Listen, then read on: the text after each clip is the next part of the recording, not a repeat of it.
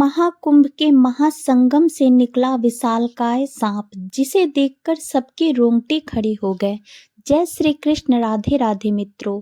प्रयागराज महाकुंभ एक ऐसा स्थान है जहां करोड़ों लोग अपनी आस्था और विश्वास के साथ पवित्र संगम में डुबकी लगाते हैं।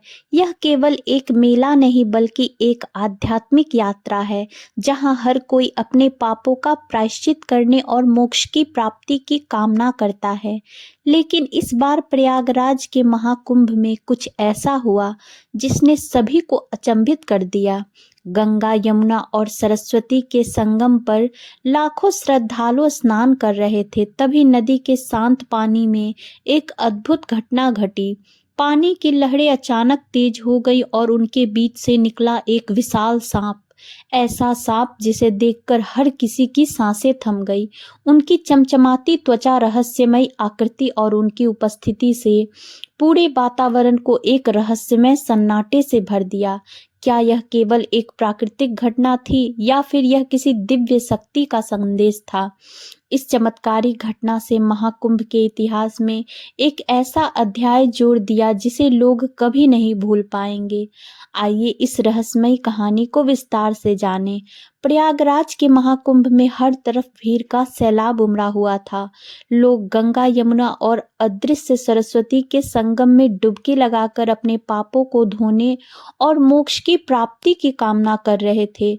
घाटों पर मंत्रोच्चार, घंटियों की गूंज और श्रद्धालुओं का उत्सव माहौल को पूरी तरह आध्यात्मिक बना रहा था।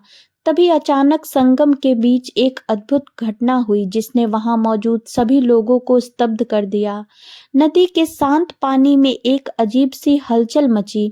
श्रद्धालु चौंक गए जब उन्होंने देखा कि पानी के बीचों बीच एक विशाल सांप धीरे धीरे बाहर आ रहा है। उस सांप की लंबाई करीब 25 फीट थी। उसकी त्वचा पर अजीबोगरीब चमक थी जो सूरज की रोशनी में भी और रहस्यमय लग रही थी। लेकिन सबसे हैरान कर देने वाली बात यह थी कि सांप के शरीर पर गंगा, यमुना और सरस्वती जैसी धाराओं की आकृतियां उभरी हुई थी। यह दृश्य इतना अद्भुत था कि वहां मौजूद सब लोग अपनी जगह पर थम गए। लोगों के बीच खुसर फुसर शुरू हो गई। कोई कह रहा था यह शेषनाग है, भगवान विष्णु का वाहन।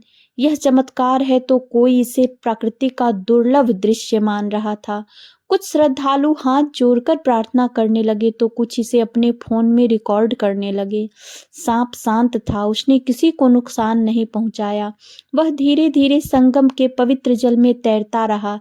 तभी एक वृद्ध साधु ने वहां खड़े श्रद्धालुओं से कहा, यह कोई साधारण सांप नहीं है, यह भगवान का संदेश है। शायद यह हमें चेतावनी दे रहा है कि हमें प्रकृति का सम्मान करना चाहिए। भीड़ इस अद्भुत दृश्य को देख मंत्रमुग्ध हो गई।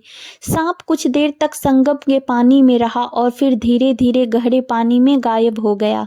इस घटना ने पूरे महाकुंभ को एक नई दिशा दे दी। न्यूज चैनलों और सोशल मीडिया पर इस घटना की चर्चा जोरों पर थी। श्रद्धालु इस बात पर बहस कर रहे थे कि यह सांप कौन है और क्यों आया था।